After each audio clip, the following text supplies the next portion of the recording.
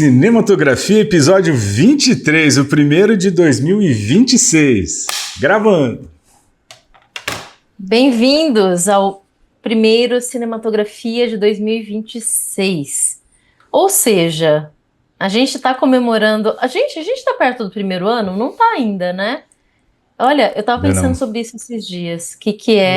Quando foi a nossa primeira gravação, que eu já não me recordo exatamente, mas de qualquer maneira, a gente está comemorando a primeira gravação de 2026. Já temos motivos de comemoração, então. A gente é cinematografia. Em agosto! Boa, Jason. Bem lembrado, bem lembrado. Tá quase. Mais para 6 meses do que para um ano. Tamo bem. Temos então a nossa primeira gravação do ano e hoje a gente vai fazer um apanhadão, um especial sobre as premiações, a temporada de premiação que começa agora, né? Começou em janeiro. Então, nós vamos comentar sobre o Critics' Choice Awards, que foi domingo passado, e sobre o Globo de Ouro, que vai acontecer amanhã, né? Então, o que uma coisa tem a ver com a outra, puxar históricos, comentar os filmes que a gente assistiu, enfim. E nós somos o Cinematografia, eu sou a Flávia Ariello. Fernando Gilanese. E eu sou Jason Bonani. E a gente tá aqui, veja gente, olha só, a ideia de falar sobre prêmios, festivais, é algo que tá sempre no radar, porque a ideia do Cinematografia desde o começo é fazer análises de filmes que a gente gosta, que a gente acha que vale a pena, introduzir de repente questões que são muito caras a nós, como questões históricas, filosóficas, existenciais, mas a gente não deixa de lado a questão mercadológica, porque o cinema é uma arte que nasceu popular, é uma arte que precisa de mercado para existir, e as premiações e também os festivais estão aí para jogar isso na nossa cara, certo? Então todo mundo adora assistir e torcer, mas a verdade é que tem tanta coisa por trás dessas premiações que a nossa vã filosofia nem consegue alcançar essa totalidade, né? Então estamos aqui para discutir um pouco disso hoje. Flá, deixa eu começar fazendo uma pergunta para você que é mais estudiosa de festivais aí. As premiações, elas são puramente mercadológicas ou ela tem meritocracia aí de crítica e de reconhecimento dos pares? Olha, eu gostaria de dizer para você que existe essa questão de reconhecimento dos pares, mas a gente sabe que tudo depende, na verdade, de qual premiação que a gente está falando. E esse é um dos pontos hoje aqui, porque, veja, é muito diferente você pegar um prêmio que é entregue por crítico e comparar com um prêmio entregue pelos pares, que os votantes são os pares. Então, quando um ator vota num ator por melhor atuação, tem um certo peso.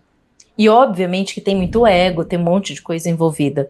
Só que quando a gente tem jornalistas, críticos analisando isso de fora, obviamente tem um outro peso.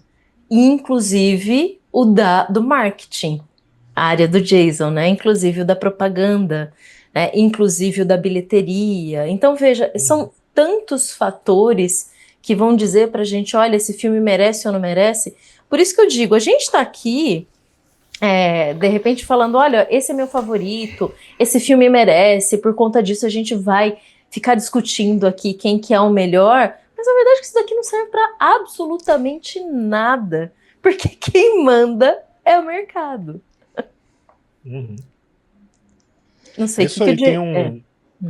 Não, eu ia dizer sobre o conceito, um conceito que a gente já conversou a respeito aqui em um dos nossos vídeos anteriores, sobre o conceito de campanhas, né, que eu queria falar, as campanhas de lembrança.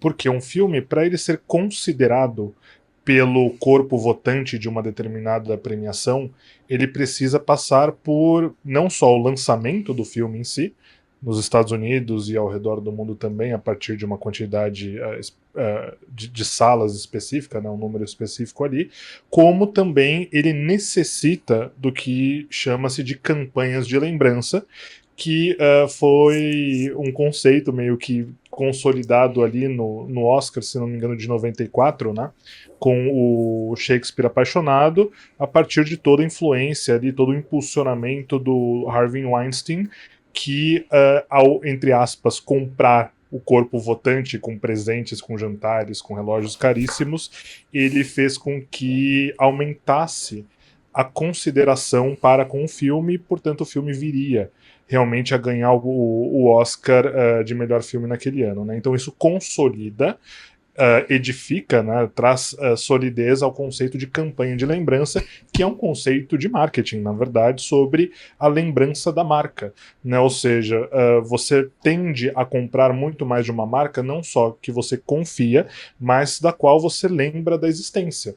Ou seja, você precisa ficar martelando na cabeça do seu público que aquela marca, seja da empresa, seja do produto, existe, para que esse produto seja lembrado, considerado e, portanto, consumido a partir de uma compra, né? Então, tudo que se faz para promover um filme não só ao longo do circuito de premiações, mas antes mesmo do circuito de premiações começar, são grandes campanhas de exibição desse filme. Até mesmo, né, muito se fala agora a respeito, principalmente por efeito do Ainda Estou Aqui, mas sobre os filmes internacionais, né, a gente esse ano está concorrendo, infelizmente, com um Agente Secreto, e a grande dificuldade de se concorrer com um filme de língua não inglesa é justamente você criar o interesse para as pessoas, de fato, quererem assistir ao seu filme para poderem votar nele, caso o filme seja bom o suficiente para esse corpo votante. Então, promove-se uma grande campanha, né, isso custa dinheiro naturalmente, isso depende de grandes estúdios e grandes distribuidores para ser realizado, né, justamente para que as pessoas assistam ao filme e se lembrem da existência dele. Então, é um conceito de campanha mercadológica puramente alinhado à prática do cinema. Eu provoquei a pergunta, né? Vocês sabem que, assim, para quem produz, né, para quem está envolvido com a indústria, digamos mais assim, na mão na massa, aqui no Brasil até mais os festivais, mas agora que a gente está conseguindo alguma repercussão em prêmios maiores internacionais, de fato é um mix de sentimento. De um lado tem essa questão do reconhecimento do trabalho, porque, embora, lógico, a campanha de marketing esteja envolvida, né, com esse reconhecimento, também não dá para fazer campanha de marketing de filme ruim, digamos assim, você entende? Ou seja, você precisa ter um mínimo de substância para conseguir um pouco de projeção, teoricamente, né? Tivemos alguns... Veja, eu acho que os desvios da história não fazem a regra, entendeu? Eu acho que durante a história das premiações a gente teve muito mais acertos do que erro. E sempre vai ser um recorte, vai ser injusto, enfim, mas é o que é, né? Então eu acho que, assim, primeiro tem essa questão mesmo do reconhecimento do trabalho, e também é muito importante para que o trabalho seja mais reconhecido. É interessante nesse sentido, né? Uma coisa é reconhecer o seu trabalho, às vezes individual, numa categoria, direção de fotografia, direção de arte, até o melhor filme, mas ao mesmo tempo também, a cada premiação que ganha, abrem-se mais portas para exibidores, né? Ou seja, depois que tem esse guarda-chuva mais marketiano aí, né? Ele acaba abrindo muito, ajudando na visibilidade, e aí exibidores também têm esse interesse de transmitir, né? Eu tenho experiência com alguns alunos que fizeram documentários, por exemplo, que estava meio assim, obscuro, digamos assim, e de repente foi indicado para um prêmio na Turquia. Aí, puta, sabe, isso daí abre uma porta, porque daí o Sesc aqui quer saber, aí salas aqui de Bauru, tudo mais, era aqui de Bauru e tudo mais. Então, assim, o documentário não mudou, vocês entendem? Mas o reconhecimento acaba que dando esse impulsionamento a mais, as pessoas têm um outro olhar, né? Mas isso, Fer, acontece muito com filmes que, em geral, passaram pelo mínimo tempo possível nos cinemas, que é uma semana. No Oscar, por exemplo, né, os filmes só podem concorrer ao Oscar se eles ficarem pelo menos uma semana nos cinemas, especificamente nos cinemas de Hollywood, né? Então, todo filme que vai concorrer ao Oscar tem que passar por Hollywood inevitavelmente, quer dizer, em Los Angeles, né? E eu lembro quando Ainda Estou Aqui estava concorrendo e tal, ele ficou um tempo nos cinemas brasileiros, mas logo saiu. Quando vence, volta pro cinema. Porque tem o reconhecimento e aí a parte do público talvez só queira assistir de fato filmes que tiveram algum tipo de reconhecimento para fazer valer o dinheiro que ele vai gastar no cinema, para fazer... Tempo. Valeu o tempo, exatamente. Então, assim, é interessante, né? Porque isso acaba validando para os pares, para o mercado e para o público também, né? Sim, porque acho que antes, acho que quase não existe antes das premiações, que elas surgem quase junto com o cinema e com o audiovisual, né? Mas já houve um demora um pouquinho, pouquinho. Mas um pouquinho quanto? 30 anos? Assim, de indústria, não, assim. a premiação mais velha, se eu não me engano, na verdade, festival, né? Se a gente pensar em festival, Festival de Veneza foi o primeiro. Ele foi perto da Segunda Guerra, se eu não me engano. Grande parte dos festivais e das premiações começam aí próximo à Segunda Guerra Mundial. Então leva um tempo, né? Não, mas eu digo assim, não é um tempo substancial nesse sentido. Mas o que eu queria dizer com isso? Que as premiações... durante muito tempo, eu acredito que os críticos de jornal e de veículos de comunicação tinham muito poder para levar as pessoas ao cinema e tudo mais, né? Hoje em dia eu vejo que os críticos, não é que eles não existam, mas eles perderam um pouco dessa potência e os festivais parece que ganharam mais. Acho que para a bolha cinéfila, né?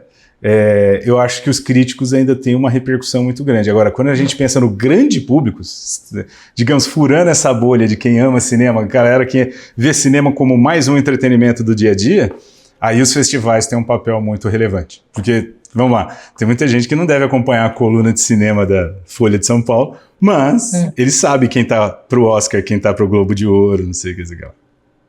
Sim, sem dúvida. Só reiterando, o Festival de Veneza começou em 32, então foi realmente numa época aí, nesse período do entreguerras e tal, né? É algo extremamente relevante.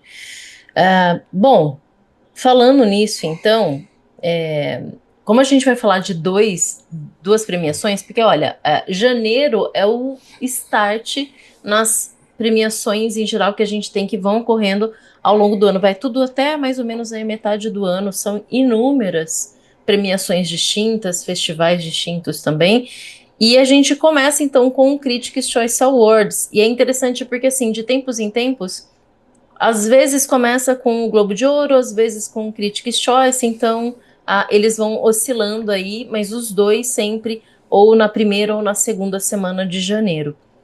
E o Critics' Choice ele é razoavelmente novo, ele é de 95. Né? Se a gente pensar a quantidade de coisa que existia, só para comparar, Globo de Ouro começou em 44 ou 45, foi exatamente no finalzinho da Segunda Guerra ou logo após o fim, né? Então é interessante isso porque a gente tem que olhar para esse perfil histórico e entender também como que as mudanças vão influenciando em como se vota nessas premiações. E o Jason falou uma coisa muito importante, ele citou o Harvey Weinstein, né? E toda a polêmica em torno do Weinstein vai fazer com que as formas de você olhar para essas premiações tenha maior ou menor crédito. Então, a crise que ele vai estabelecer ali, principalmente, né, 2012, né, eu não lembro exatamente agora a época que ele estoura de verdade, né, não, 2021, perdão, é coisa super recente, né. Isso vai fazer, então, com que você fala, bom, qual é a credibilidade que a gente tem nessas premiações no fundo? Será que é só pagar um presentinho, pagar um jantar, fazer lobby corretamente? E realmente, isso foi um chacoalhão. Mas olha que interessante, o Critics' Choice, ele surge em 95 e ele foi fundado pela Critics' Choice Association, que é a junção de pessoas envolvidas com a mídia em geral, na época inclusive rádio, né? Porque era broadcasting, então era rádio, TV e cinema nos Estados Unidos e no Canadá. Então, eram críticos e jornalistas que se empenharam em participar dessa associação, e em 95, então, eles lançam essa premiação voltada especificamente para o cinema e para a TV norte-americana. Isso é muito importante. Globo de Ouro também é TV e cinema, mas são super diferentes, né, se a gente pensar historicamente. E é um monte de gente participando para votar. São mais de 500 pessoas envolvidas. Só que, no geral, o foco ele é muito interno. Ele é muito caseiro no sentido de ser norte-americano. E aí, claro, o Canadá. Mas, nossa, pouco se fala do Canadá ali, né? Fica muito nos Estados Unidos, de fato. Então, olhando para isso, quer dizer, é um monte de gente votando, é um monte de crítico e de jornalista especializado. Então, é crítica especializada de cinema. Mas é um termômetro da indústria, se a gente pensar. Né? Porque o crítico especializado, ele tem um olhar muito mais técnico, talvez, né? E que acaba sendo diferente se você pegar depois o que o Oscar faz, que é pelos pares. Produtor vota em produtor, diretor vota em diretor e por aí vai. Então, isso é muito interessante, porque a gente vê o que é que a indústria gosta. Então, Critics é isso. O que é que a indústria do cinema está valorizando enquanto a sua própria obra, enquanto a sua própria feitura, né? Eu destaco, inclusive, que boa parte desses corpos votantes de diferentes premiações, principalmente as americanas, primeiro, giram em torno de Hollywood, né? Claro que você tem ali críticos internacionais também, dependendo da premiação e tal, só que tudo vai girar acerca da indústria hollywoodiana. Então, por isso que você tem uma expressão muito forte orientada ao cinema norte-americano, ou à indústria de Hollywood, né? Então você pode falar, por exemplo, de filmes principalmente ingleses, mas que foram produzidos em ou por Hollywood, tanto faz, né? E você também está falando, por outro lado, de uma elite norte-americana, que é justamente a elite do cinema. Então, quando se critica muito as escolhas, falando que são elitizadas ou que são ultranacionalistas, por exemplo, nesse caso, a gente não pode esquecer que a gente está falando de uma elite politizada americana, inclusive. Então, praticamente todo mundo que odeia o Trump está presente nesse corpo de críticos, nesse corpo de votantes, por exemplo. Então a gente não está falando, por exemplo, de americanos republicanos que dominam todas essas votações, muito pelo contrário. Né, você tem, inclusive, opositores aos republicanos em sua grande maioria. Então há uma expressão política muito forte dentro dessa elite que acaba, claro, passando despercebida porque a gente foca justamente na questão cinematográfica. Né, mas muito do que se faz de crítica social acerca tanto das nomeações como das próprias premiações dos filmes é feita por uma grande e notável elite americana, cultural. E olha, esse ponto que o Jason tocou é maravilhoso, porque, sendo sincero, assim, a gente, tô dizendo assim, a gente mais ligado a produções independentes, menores e tal, tipo, tamanho aqui interior, São Paulo e tal, é muito difícil a gente conseguir grandes públicos, justamente porque, embora seja um cinema de elite, a maioria das pessoas só estão ligadas no cinema de elite. A gente tem, às vezes, vários festivais regionais, locais, exibições de conteúdos que a gente pode chamar de cinema independente, que daí seria produzido não por e para a elite, mas mais para populares, e ninguém dá muita bola. Né? Aí é uma questão... Assim, quando eu digo ninguém dá muita bola, assim, fora um nicho muito específico de uma bolha assim, mais cinéfila, e ainda assim, esses é meio difícil. Então, acho que, não sei, gostaria que quem estivesse nos ouvindo refletir um pouco assim, quantos festivais de cinema independente você foi, filme independente você assistiu? Se for fazer uma média, é muito pouco.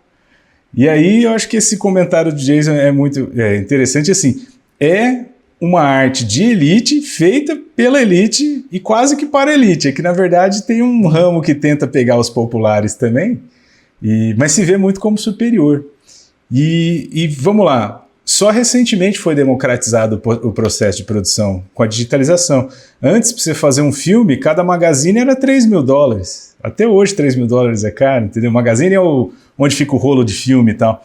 Mesmo as câmeras de digitais que gravam pique cinema, também era muito difícil. Posso dizer sem sombra de dúvida que eu acho que é só do meio para frente da década de 2010, e mais recentemente agora a década de 2020, que uma pessoa comum pode alugar ou comprar uma câmera com uma qualidade para produzir. Então ainda, até o processo produtivo é bem elitista. É só agora que está democratizando. Só que daí todo mundo pegou para fazer TikTok, né? Aí...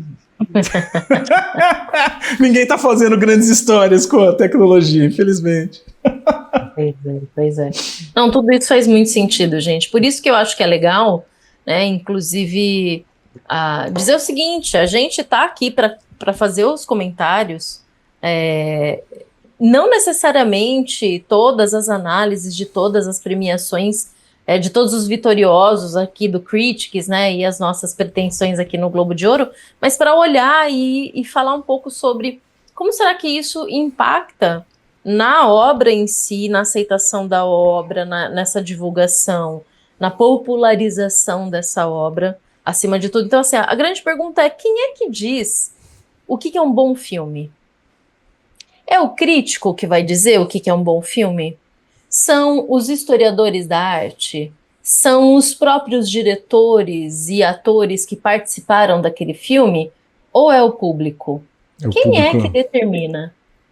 E público por votação popular ou por bilheteria? Exato. Então, assim... A verdade é que cada um vai dizer o que é um bom filme para si mesmo, dentro da sua própria categoria, certo? Então, assim, a gente tá aqui, a gente gosta muito de cinema, a gente só está aqui porque gosta muito de cinema, temos um gosto em particular para uma coisa e não por outra, mas isso não quer dizer em absoluto que o que a gente diz é a mais pura verdade, é simplesmente uma questão do que você contempla na sua vida em relação às obras que faz sentido para você. Agora, se é uma obra que faz sentido para você, mas não arrecadou nada de grana, ela vai ser irrelevante pro resto do mundo, né? Mas veja... vai continuar irrelevante com você, inclusive. Não, mas eu também queria fazer um meia-culpa. Eu acho que a função também das premiações, dos críticos, é tentar chamar atenção para coisas que são especiais na história do cinema, né?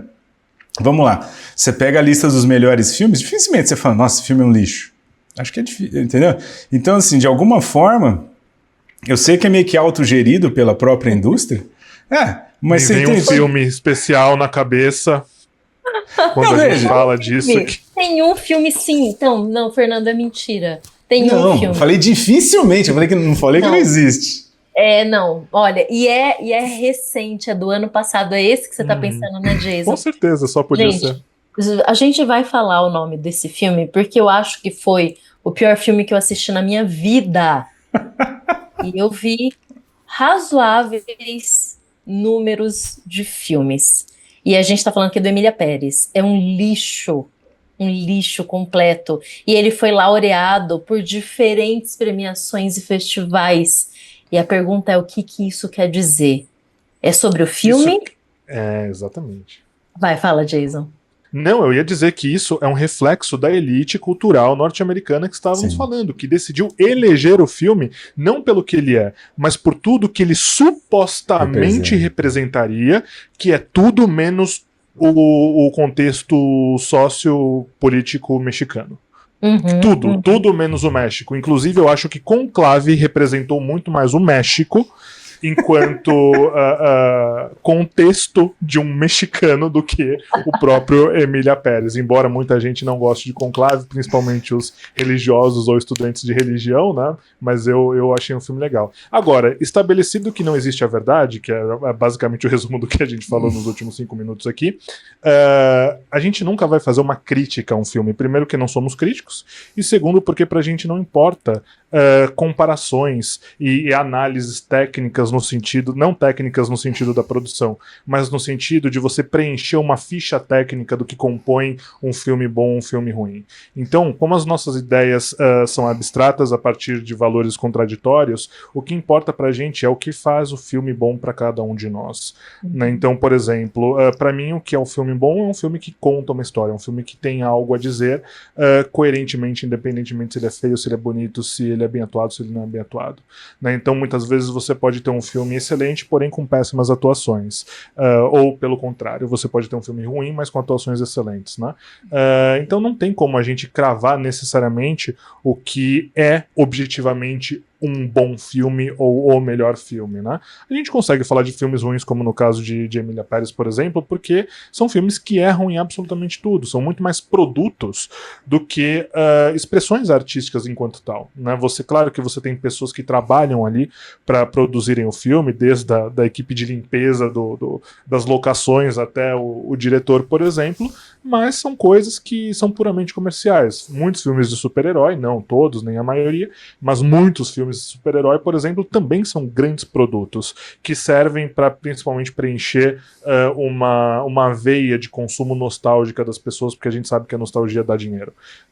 Então, tem coisa realmente que não dá para aceitar. Agora, não quer dizer que porque um crítico da esquerda norte-americana, ou que fosse, por exemplo, da direita norte-americana, que elegeu um determinado filme, que aquele filme é o melhor filme possível entre aqueles que estavam concorrendo, que são apenas os únicos 5 ou 10 filmes que mereceriam estar concorrendo. Muito pelo contrário. O Último Azul, por exemplo, e o Oeste Outra Vez, se não me engano? Oeste Outra Vez. Oeste Outra Vez não foram indicados a nada, porque todo o corpo da elite cinematográfica brasileira optou pelo mais comercial possível, e aí foi uma escolha acertada, que foi o Agente Secreto. Não porque o Agente Secreto é o melhor filme, mas porque ele tinha mais chances de ser apreciado comercialmente e internacionalmente. Tanto é que deu certo, a gente está vendo a Neon distribuindo esse filme nos Estados Unidos e ele chegando a premiações. Só que não significa, muito pelo contrário, inclusive, que o Agente Secreto é o melhor filme mais provável para ser eleito aí pelos críticos ou quem quer que seja. Muito pelo contrário. Então é um jogo comercial antes de mais nada. O que eu só quero não é chamar a atenção aqui, que essa tendência de sei lá, indicações panfletárias é um pouco mais recente. Não estou dizendo que isso nunca, sempre teve a ver com um pouco com as premiações, mas vamos lá, tem 50, 60 anos de história os festivais. Aqui o mundo tá meio esquisito, né? Eu, que sou um homem de 40 e pouco, já vi muita coisa melhor ser indicada, muito mais lesura. É porque, na verdade, acho que tá difícil de abarcar a complexidade das coisas. Eu tava até conversando com a Flávia ontem, eu acho que o nível de complexidade social que os Estados Unidos está passando, com questões recentes aí de repressão e tal, acho que Hollywood apertou o botão de pânico, por assim dizer, porque eles sempre se sentiram muito capitães de ideias progressistas e revolucionárias, e acho que eles estão sentindo que eles estão perdendo. E aí eles, acho que no caso, eu concordo com vocês, no caso de Emília Pérez, eles quiseram dobrar a aposta, o que no fundo só deixa as pessoas mais distantes, né, da academia, né? Tipo o Globo Lixo, entendeu? Você vai desacreditando todo um sistema por causa de... É foda, né? Mas no geral, o que eu quero dizer assim, se pegar uma série histórica, expandindo um pouco mais a história, eu acho que, os festivais têm uma certa lesura e ainda tem crédito, por assim dizer. E eu espero que volte logo a sair desse problema polarizado aí, porque tem muito filme bom, né, de todos os lados, assim, enfim, acho que... Tem uma coisa... sobre isso, Fê, que expressa o que você está dizendo. Eu não vou entrar muito nesse assunto, mas eu acho pertinente só pelo que você citou agora. Que. Opa! Eu caí, não. Não, tá com a gente. A luz piscou aqui. Perdão. Corte aqui então, né? Tem uma coisa que tem a ver com o que você está dizendo, que eu diria que é o seguinte, eu não vou entrar em muitos detalhes a respeito disso, mas é um fato histórico que expressa perfeitamente o que você está falando sobre sociedade e cinema, que é o seguinte, a selfie do Oscar de 2014. Aquela selfie... Verdade. Aquela selfie é um fato histórico, porque ela expressa o avanço tecnológico, ela expressa a mudança da influência das redes sociais na sociedade. Claro que tudo isso é um pouco mais velho do que a foto em si, mas aquela foto é muito emblemática. Sim. E avanço tecnológico, a influência das redes sociais na sociedade e como que a elite do cinema se comporta em público. Então esses três fatores que são expressados diretamente por aquela selfie são uma ilustração perfeita do que você está dizendo agora. E aí você nota que a partir de lá, até esse protagonismo dos próprios atores e produtores na divulgação, eu acho que acabam contribuindo para o efeito Emília Pérez. Porque quando você tinha estúdios, ou vamos ver, velhos engravatados à frente das coisas, eu acho que existiam acordos de cavalheiros, os negócios ali que, daqui não passaremos, porque isso faz mal à indústria. Eu acho que quando começa esse nível de caixa de ressonância do próprio ator divulgar o filme, e não divulgar como a gente está acostumado, né, de ficar sentando, dando entrevista pra galera, mas ir nas redes sociais, achando que ele é dono da divulgação do filme, a gente tem um efeito, sei lá, Branca de Neve e Sete Anões. Gente, eu acho que para entender bem isso e de forma cinematográfica, eu vou deixar a dica já de 2 séries aqui que as pessoas podem assistir para se divertir, para ver os bastidores de produção de filme e como funcionam os estúdios. A primeira é a The Offer, a Oferta, que tem o quê? Uns 3, 4 anos já, que é sobre a produção do Poderoso Chefão. E todos os entraves, é claro que ali tem toda a questão de como você adapta um roteiro complicado falando sobre a máfia, como a máfia se envolveu e como o estúdio, que a Paramount estava ali querendo e não querendo ao mesmo tempo. Aquilo ali é muito legal, mas mais do que tudo tem a série da Apple chamada O Estúdio, que ganhou um monte de prêmio no Critics' Choice. E não é à toa, porque aquilo ali eu acho que tem uma... Eu não vou dizer uma realidade, uma verdade, não é isso, mas é o máximo possível que a gente pode, nós, réis mortais, que não participamos disso, que a gente pode, de repente, perceber da dificuldade e desse embate que a gente tem entre mercado e arte. Não adianta você ter um produtor que seja cinéfilo, que ama, sei lá, né, o Tarkovsky, o Bergman, ele não vai conseguir bancar um filme nesse estilo porque não tem mercado para ele, né? Então, assim, e aí, obviamente, ali dentro da série é hilário tudo o que acontece, tirando sarro de si próprio, né, do próprio mainstream, né, que acontece dentro dos estúdios, das escolhas e tal, né? Então, é isso, eu acho que essa série ter ganhado tanto prêmio como ganhou no Critics' Choice já é um sintoma para dizer o seguinte, olha, a gente sabe como é que isso aqui funciona, tá aqui, ó, para vocês, né, de bandeja, e hilário, né, muito boa a série, de fato. É mesmo. Longe de ser o tema central do filme, acredito que a gente ainda fará uma cinematografia dele, mas eu achei muito interessante como o valor, dentro do filme Valor Sentimental, eles colocam o papel da Netflix. Eu acho que é um processo de autocrítica do cinema, né, muito interessante, assim, né, e que a Netflix tem feito muito, pega um diretor mais antigo consagrado, põe lá, vamos pegar o roteiro dele que talvez seja o último, mas daí quer ficar pondo o dedo e trocando tudo. Não é o core do filme, obviamente, mas eu achei muito interessante isso como um pano de fundo, e mostra já que acho que a própria indústria está se sentindo um pouco incomodada com isso aí. Com os rumos que esse excesso de protagonismo e direção... o que eu quero dizer assim, não é uma indústria tão democrática quanto se parece. São alguns produtores executivos... Muito pelo contrário, exatamente. São alguns produtores executivos, são alguns diretores, um ou outro, muito diretor de estúdio, que tomam as decisões. E o resto é mais peão mesmo. Quando eles começam a ganhar muito protagonismo, geralmente a indústria dá uma estremecida, porque sabe que vai dar ruim. Porque aí é o indivíduo que só faz parte, né?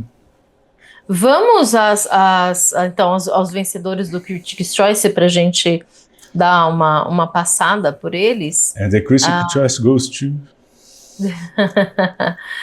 Olha, eu separei aqui talvez aqueles que mais me impactaram, os que mais ganharam prêmio ali.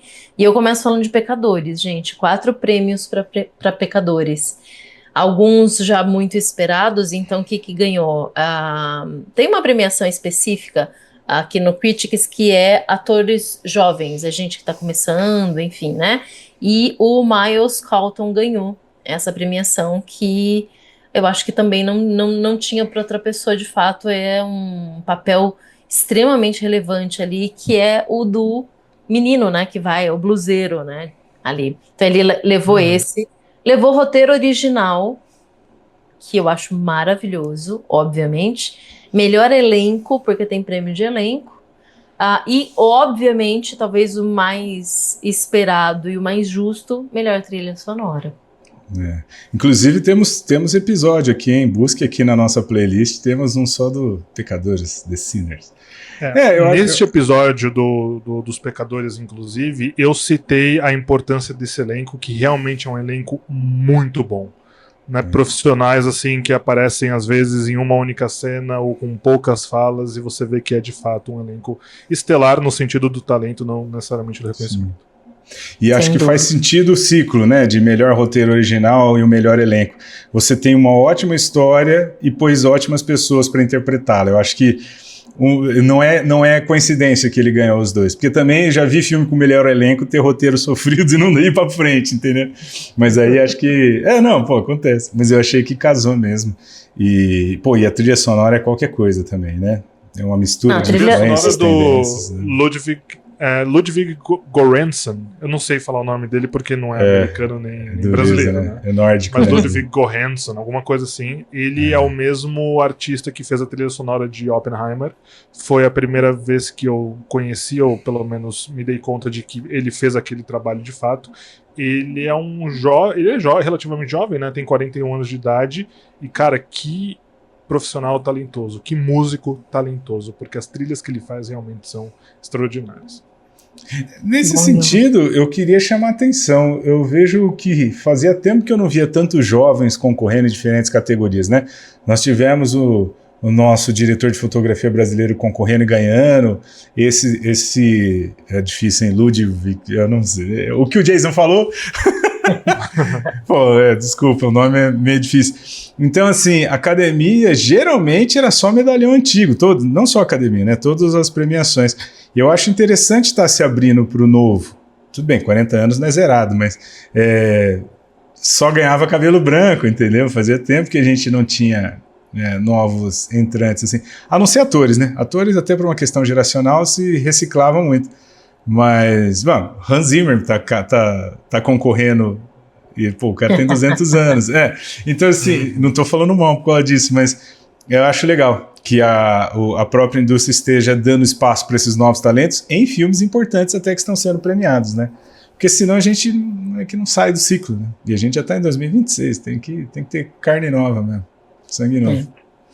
Bom, o Fer já citou a vitória de fotografia para Adolfo Veloso, baita vitória, coisa linda. Gente, o filme não é brasileiro, não é uma produção brasileira, ele é brasileiro, mas a gente se sente representado, né? Porque realmente é algo assim extraordinário que aconteceu ali. O filme é belíssimo, também tem a análise nossa aqui sobre Sonhos de Trem, volte lá, assista, porque tá bem legal, assista o filme e assista a nossa análise também, né? O Adolfo Veloso, eu só queria comentar o seguinte: o Adolfo Veloso, para mim, foi a vitória mais importante que o Brasil poderia ter, porque ele está lá por ser uma pessoa talentosa, porque você viu um filme maravilhoso, e não só do ponto de vista de roteiro, ou direção, ou atuação, mas porque o filme é deslumbrante, visualmente falando. Né? Então, por exemplo, a indicação que seria uma indicação do Wagner Moura, que não foi o caso no Critics, mas vai ser mais pra frente, eu não acho que ele foi um bom ator.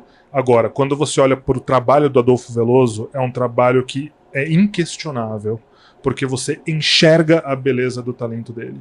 Então, a mesma coisa vale para a direção do Agente Secreto ou pro o Agente Secreto como melhor filme.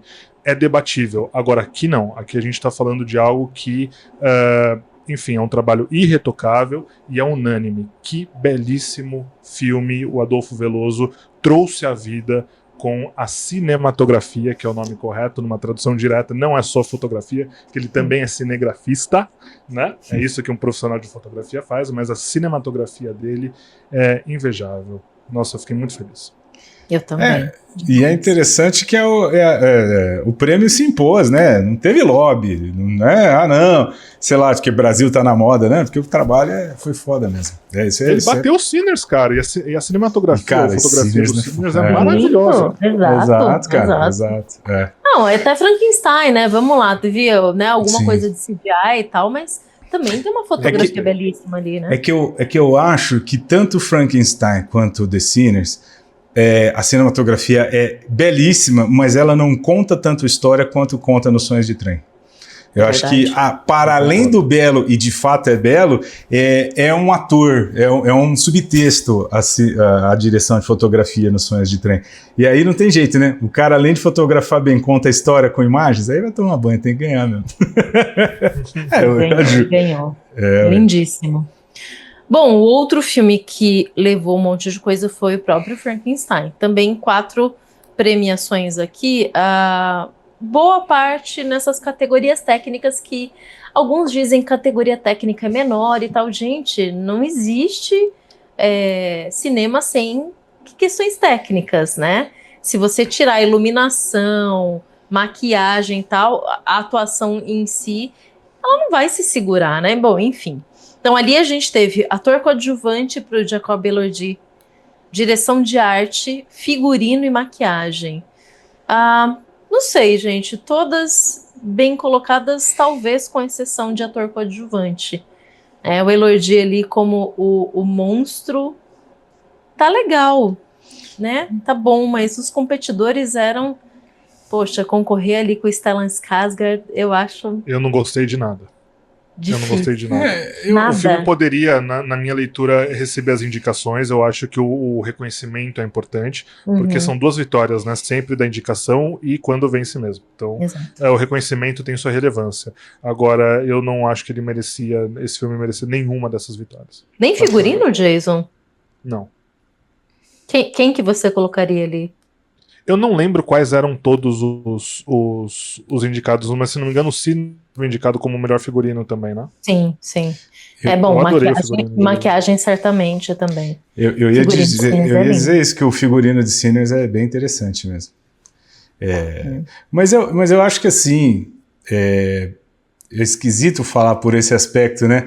Mas eu acho que no Frankenstein ele foi a melhor coisa do filme, né? Assim, em termos de interpretação e tal. E ele tem muito tempo de tela, né? Especialmente aquela hora da evolução do monstro. Então eu acho que assim, o fato dele ter que interpretar com tanta maquiagem e com tanto, às vezes CGI ou coisa do tipo, e ainda conseguir passar uma verdade e uma superação do monstro, acho que é isso que contou. Vocês entendem o que eu quero dizer?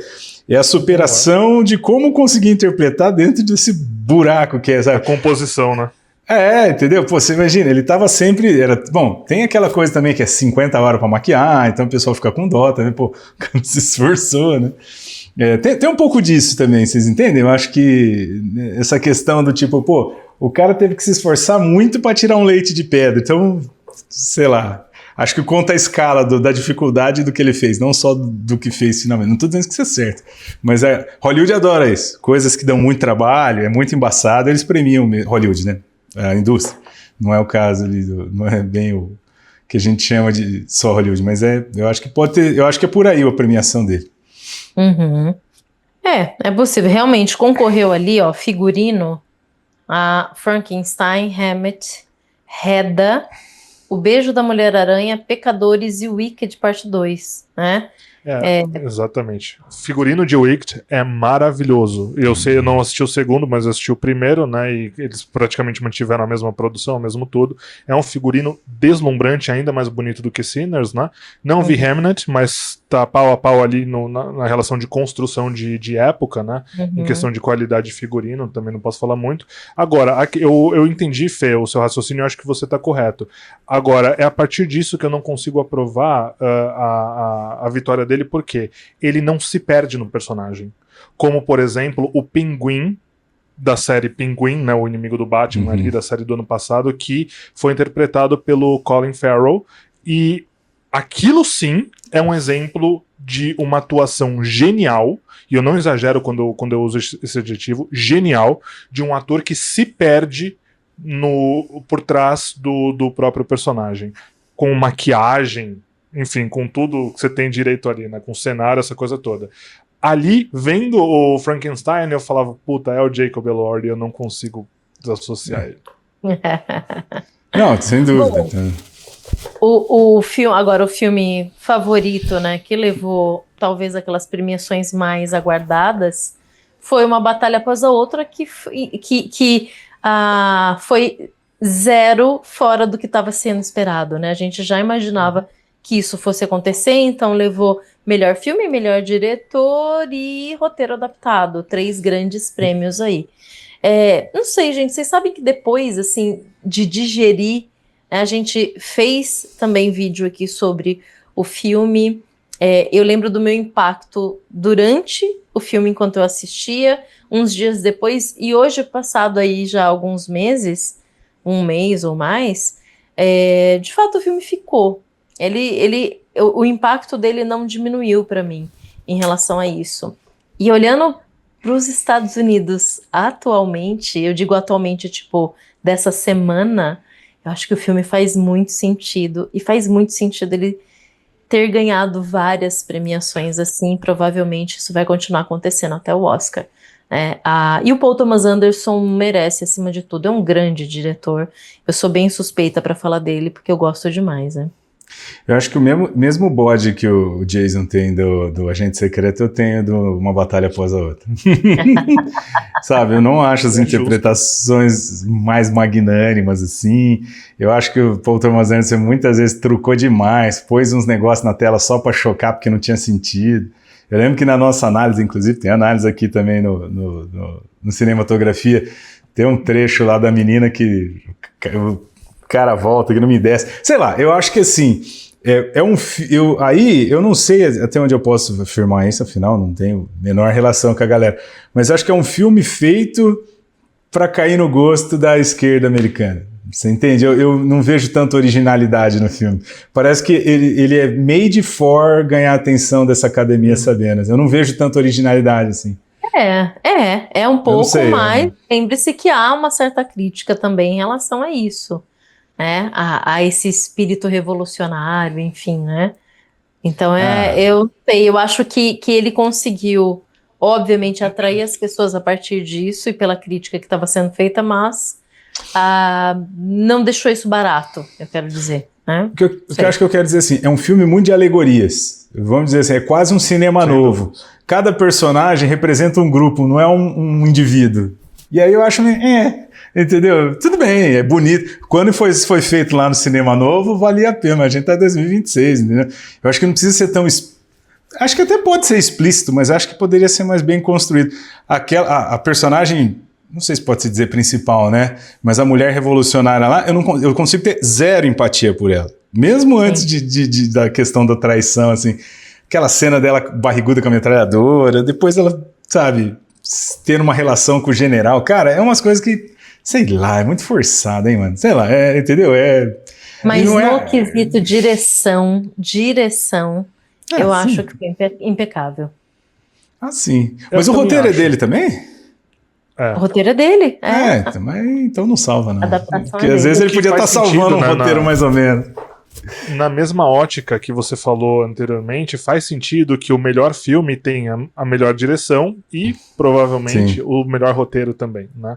Você pode ter o melhor filme e não ter o melhor roteiro, mas melhor filme e melhor direção faz sentido que seja a dupla, diretor e filme mesmo. Agora, esse filme, eu enxergo tudo que você tá falando, Fê. Apesar de eu ter gostado do filme, eu enxergo o que você tá dizendo, só que na minha análise, mesmo que ele seja também um produto para a esquerda americana, na minha cabeça eu me coloco no lugar do Paul Thomas Anderson, porque se eu fosse contar uma história de uma utopia dentro, ou um projeto utópico falho dentro de uma distopia, eu contaria uma história dessa. Uma história cheia de alegorias mesmo, porque é como eu enxergo a esquerda pensando dessa forma. Ou então, se eu fosse, sei lá, dirigir o filme do Bolsonaro, por exemplo, né, como a gente falou no vídeo anterior, eu teria que pensar como seria um filme para esse público, o que eles gostariam. Então, aí é que tá o trabalho do diretor. Então, eu acho que tudo isso justifica a direção, entendeu? Sem dúvida. Eu acho que, assim, embora tenha algumas oportunidades perdidas, eu acho que esse filme é uma sombra do que foi Guerra Civil. E eu acho que Guerra Civil... Bem melhorado, bem melhorado. O quê? Muito piorado. Esse filme... Não, Não, esse filme é muito melhor que Guerra muito Civil. pior, mas muito pior. Imagina. Não, Que muito um pior. traje. Que um traje. Declaro pior. aberta a guerra civil Não. cinematografia aqui, então. Não, De que De lado vocês forma estão? alguma. não, imagina, olha que interessante, tipo, ele conta tudo aquilo que, vamos, não é a mesma coisa, né, mas essa cisão americana, pelo olhar de lente de um jornalista e tal, não sei o que, ele vai parando, trocando ideia com as pessoas, é tipo um road movie, faz muito mais sentido do que, sei lá, o DiCaprio cuidando, não sei o que, cara, não, eu acho que é muito, assim, é mais centrado olha, nos personagens, nos dramas, assim, Mas esse aí- filme não tem drama. Olha que interessante, porque você não tem o Edgerton nem sendo lembrado. Exatamente. Que é um Que é a absurdo. mesma coisa. O Eddington, você não... Né? Eu e o Jason... Eu falei provavelmente Edgerton. falar. Edgerton desculpa, Edgerton é o ator, o Taron Edgerton. Você tá falando do como que é? Eddington. Eddington. Eddington, exatamente. O Eddington tá na mesma vibe, só que é mais cínico, né?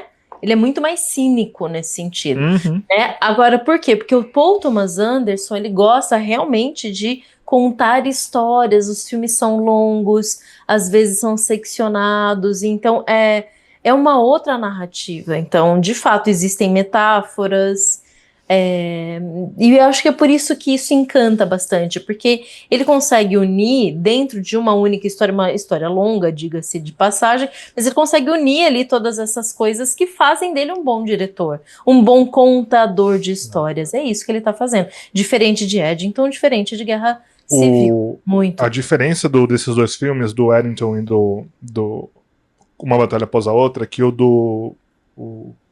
esqueci agora o nome do diretor. Você falou agora. Paul Thomas Anderson. Paul Thomas Anderson. O PTA, né? O famoso PTA. PTA. Ele dirige um romance. Aquilo lá é um romance, praticamente. Exato. Agora, o Eddington, não. Esse filme, do Ari Aster, ele é quase que um relato jornalístico de um fato que o filme não, ele é baseado em fatos reais, mas ele não retrata o fato em si, né? Então não dá pra chamar de documentário jornalístico ou qualquer coisa assim. Mas existe essa diferença de narrativas mesmo. Um é um romance, o outro é quase que um relato jornalístico baseado em uma história real. Só que o Eddington, ele nem é considerado. Né? Acho que ele foi nomeado, se não me engano, para 1 ou 2 prêmios no máximo. E não ganhou nenhum dos dois. Né? Completamente ignorado, e aí, claro, por questões políticas, não porque seja um filme de direita, entre aspas, mas é um filme de centro e que está olhando o fato à distância. Diferente do Uma Batalha Após a Outra, que conta a história dos revolucionários, apesar de que é uma história escrachada. Né? Não dá pra falar que esse é um filme de esquerda. Eu diria até caricata. Eu saio do filme, claro. eu saio do filme achando a esquerda pior do que eu achava antes. Ele não me ajuda a curtir da esquerda. Mas é a própria esquerda que tá curtindo. Foi essa a ideia. Provavelmente não é possível. Mas quem tá votando nele é a esquerda. A esquerda não pode ser tão burro. Eu não acredito nisso tanto de coisa, entendeu? Porra. Veja bem. Se sentiram representados. A linha tênue. Maria José, mano. Beleza. Enfim, eu não precisamos nos alongar muito. O Fê falou que não, Flávio. Você acha justo, você acha justas todas as vitórias do filme? Sim, né? Na verdade, assim, obviamente eu escolheria outro filme, mas eu entendo e Então não é apoio justo. essa decisão. Não, é justo. Tô Eu brincando, escolheria só outro pra porque foi botar diferente. Porque O Sentimental simplesmente. velho, pra mim, ele é melhor em tudo. Ele é melhor em direção, ele é melhor em roteiro e é melhor em melhor filme. Mas ele não é melhor no quesito do que se espera de um filme que tenha tudo o que é necessário para você atrair as pessoas, né? Então, nisso, o Paul Thomas Anderson sai na frente, assim, disparado, ainda sendo um excelente diretor. Veja, não é uma questão do tipo, sei lá, a gente vai dar o prêmio porque foi uma catarse. Como foi Senhor Exato. dos Anéis, como foram, sei lá, alguns filmes de super-herói, é uma Não é um catarse. filme épico, né? Não é, entendeu? Então, assim, é muito interessante que ele tenha ganhado assim, né? O que eu acho assim, ele tem uma limitação de penetração junto a públicos fora jovens de esquerda.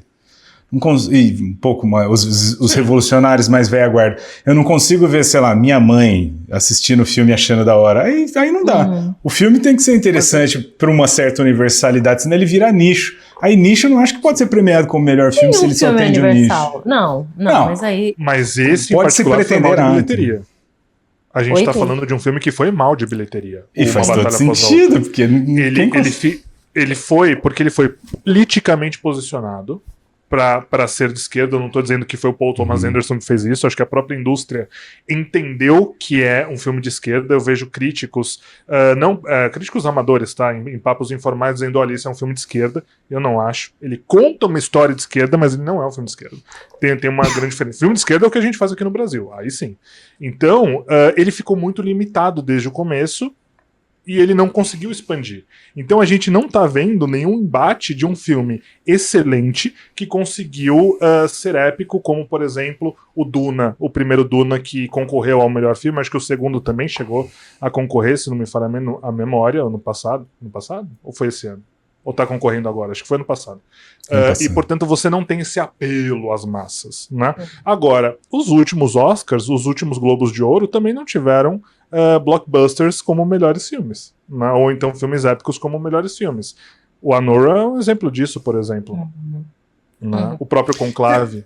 Veja, novamente, eu não acho que existem filmes extremamente universais, mas eu quero dizer assim, quando é um drama que pode ser traduzido, ou uma história, um conceito, que pode ser traduzido para diferentes culturas, e você fala, beleza e tal, você consegue causar uma certa identificação, porque senão, veja aí, eu, brasileiro, quero que se ferre os Estados Unidos, entendeu? Agora, então eu acho que o problema para mim, que assim, beleza, é os Estados Unidos ali na rodinha de hamster dele. Tô nem aí. Se tivesse um drama individual que eu falei, porra, que legal, puxa, então, que nem eu brinquei do negócio do Guerra Civil, mas daí você vê o olhar da jornalista e você vê o peso no olhar. Ou seja, eu consigo imaginar uma jornalista aqui no Brasil vendo nossos problemas, eu consigo me identificar culturalmente. Não só eu, acho que muitas pessoas. Eu acho que o problema de uma batalha após a outra é que dificilmente uma pessoa fora um americano vai olhar para isso e falar, what? O que esses caras estão falando? Não faz sentido nenhum.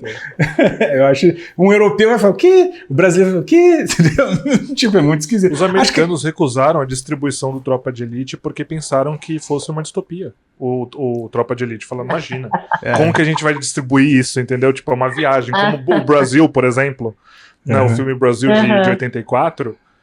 Sim. E ele teve uma grande dificuldade de distribuição lá fora, o primeiro Tropa de Elite, por conta disso, porque as pessoas olhavam para aquilo e falavam, fora do Brasil, lógico, não é possível. Não é possível. E assim, por mais que tenha ali o drama do Capitão do Nascimento, ele de fato não consegue se tornar muito universal, né? Ele só faz sentido aqui, porque... Só aqui que no México, sei lá, na Colômbia. Falando em México, eu acho que nem os mexicanos se acham muito bem representados numa batalha após a outra. Perguntaremos a eles. Estamos divagando, portanto, os 3 últimos prêmios aqui interessantes para a gente ir para o Globo de Ouro foi a vitória do Agente Secreto como filme estrangeiro, e aí teve toda uma polêmica em torno de como é que foi, né? Entregaram de qualquer jeito, porque não subiu no palco.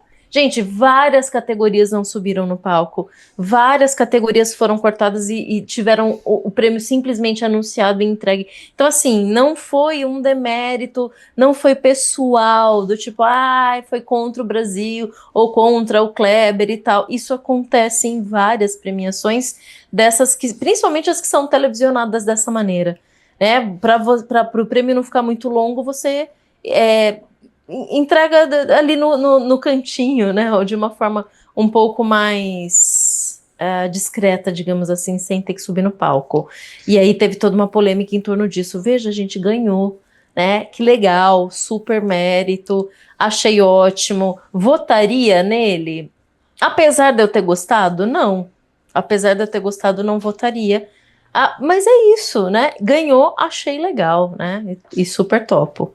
Posso só fazer uma parte sobre esse negócio da polêmica da premiação? Cara, se você é uma pessoa que não consegue passar mais de 45 minutos assistindo alguma coisa na televisão sem mexer no celular e trocar de canal, a culpa é sua que o Brasil foi escanteado. Porque simplesmente... entendeu? Eu lembro que tinha alunos meus que falavam assim, professor, eu não consigo mais assistir filme porque a cada 15 minutos eu paro para ver no celular e me perco na história. Então assim, se você cair um pouco nessa malha fina da sociedade da atenção...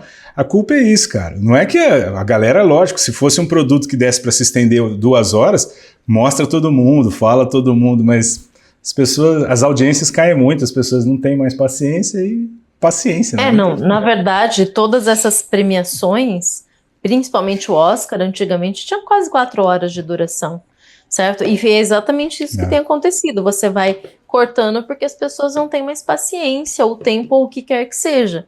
Então, algumas coisas vão ficar de fora mesmo.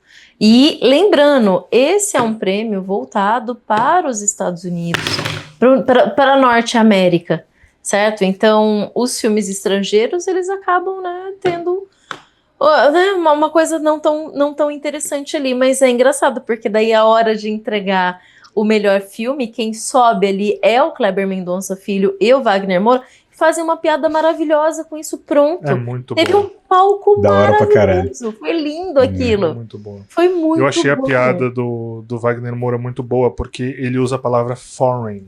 Ele não usa international, como as premiações usam, que é a forma coloquial de falar filme estrangeiro, né? Então eles falam filme internacional, e aí ele usa a palavra estrangeiro, ou seja, existe uma politização na escolha da palavra dele, e eu achei incrível isso, porque é o tipo de coisa... É uma nuance que o americano entende o que ele tá querendo dizer. Sim. Né? A gente aqui que vê fala, nossa, ele imitou, ele lacrou, não. Mas foi muito inteligente mesmo. Agora, eu tirando aqui agora a capa da União Soviética, que eu usei para elogiar os dois ali, eu acho que foi de fato uma deselegância tremenda. Porque é um título que nem deveria existir, deveriam ser melhores filmes e ponto. Ao meu ver, eu não acho que exista diferença entre nacional e americano, como também não acho que exista diferença entre filme brasileiro e qualquer outro tipo de filme. Eu já falei isso aqui.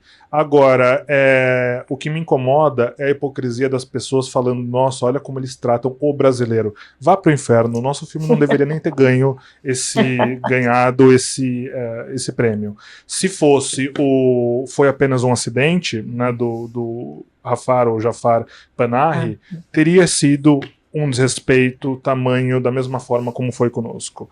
Inclusive, eu acho que aquele deveria ter... na verdade, nem esse, né? O Sentimental Value, valor sentimental, deveria ter sido o grande vencedor se ele tivesse concorrido. Ele não concorreu porque ele estava na categoria de melhor filme, deveria ter ganhado o melhor filme, não ganhou também, como a gente falou aqui agora.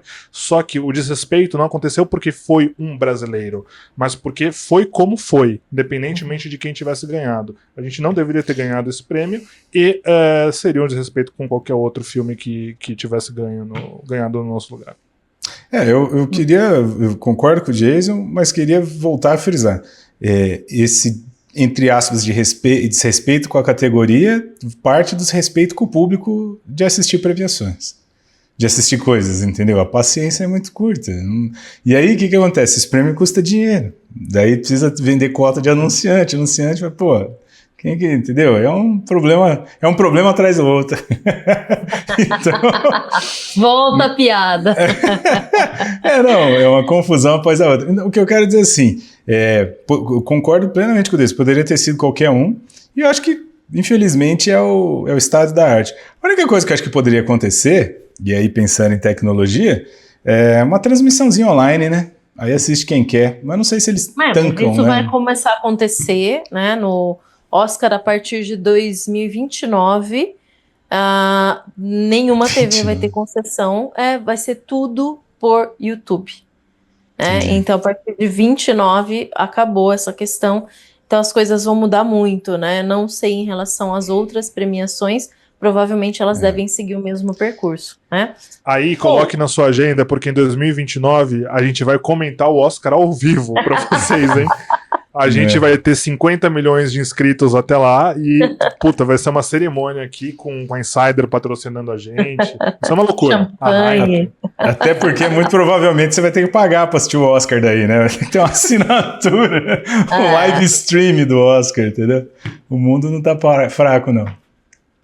Ator, Timothée Chalamet com Marty Supreme, não assisti, não posso opinar, dei uma aqui de... Qual que é o nome dela, gente? Fugiu aqui, da Não Posso Opinar. Não é a Vocês Pilar, lembram? né? Cléo Pires. A mãe. Cléo Pires é a filha. A Glória Pires. Glória Pires. Glória Pires, né? Uhum. E a atriz, a Jessie Buckley do Hammett, que também não assisti, portanto, Glória Pires novamente, né? Bom, dito tudo isso, a gente parte para o Globo de Ouro, que veja, gente, historicamente falando, como eu coloquei para vocês, o Globo de Ouro tem muito tempo de existência, né? Ele nasce aí em 44, a partir de uma associação que foi feita, foi idealizada por um jornalista do Daily Mail, né? E se chamava Hollywood Foreign Press Association.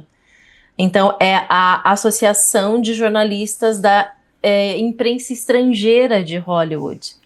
Nasce, então, conectado a essa associação, né? E é muito interessante porque a ideia era exatamente ter um olhar de estrangeiros para com o que acontecia no cinema dentro de Hollywood. Então, não quer dizer que todos os jornalistas que participassem disso fossem estrangeiros, mas que tinha, assim, muita gente com esse tráfego fora de Hollywood que levasse e trouxesse coisas de fora também. E é muito interessante porque também é uma premiação formada por críticos, nesse sentido, jornalistas especificamente, mas não tem essa questão tão voltada para um termômetro da indústria como tem o Critics' Choice, e sim uma questão mais festiva. Tanto é que você vê até foram eles que começaram. Comparem com o Oscar. Como é que as pessoas estão sentadas? Como é que elas se dispõem ali naquele ambiente? Travou? Travou? Não. Travou sim. Quem travou? Eu tinha travado. Tá, então vou voltar. Pra nós está perfeito, Flavinho. Nossa, tá. Como é que as pessoas se dispõem naquele ambiente? No Oscar, as pessoas estão todas sentadas na plateia do teatro, não tem mesa, não tem nada. No Globo de Ouro, que tá aí desde a década de 40, você tem mesa, comida, bebida. Então, a ideia é ser uma festa. É literalmente um tom festivo, é para você comer, beber, ser visto e comemorar caso você ganhe. Então, essa questão é mais descontraída, tá no Globo de Ouro, inclusive. Muitos analistas dizem que essa é a festa de Hollywood, não o Oscar. É o Globo de Ouro onde a galera vai, de fato, ter a sua comemoração ali, né? E aí, em 21, então, a gente teve aquela crise toda com o Harvey Weinstein, ficou evidente que existia corrupção, troca de presentes para que determinados filmes e séries, porque é cinema e TV também, que ganhasse. E aí a coisa toda veio para o ventilador. E é interessante porque nessa época não se sabiam exatamente quantas pessoas e nem quem votava. Era mais ou menos aí cerca de 80, 90 pessoas que participavam, inclusive a galera estava dizendo que isso era um clubinho, né, de votantes, e exatamente era mais fácil de você conseguir manipular até o tete-a-tete ali com os produtores e coisa e tal. Né? Então, em 2024 as coisas mudaram completamente, a associação foi dissolvida, né, foi extinta, e aí foi que um grupo muito maior entrou. Claramente as pessoas que participam ali podem ser verificáveis, digamos assim. Hoje são mais de 300 pessoas votantes no mundo todo. Então isso é muito interessante. Inclusive tá cheio de brasileiro votando no Globo de Ouro. Dito isso, existe um abismo, eu acredito, entre o Critics' Choice e o Globo de Ouro em relação aos favoritos. Um influencia o outro? Não necessariamente. Porque, por exemplo, né, as votações do Globo de Ouro se encerraram antes da premiação do Critics' Choice. As votações do Oscar, elas começaram agora e elas passam pelo Globo de Ouro. Então é mais fácil do Globo de Ouro influenciar o Oscar do que o Critics' Choice, nesse sentido. Então tudo isso tem que ser relevante porque a gente tem que olhar para quem vota, como vota, influenciado pelo quê.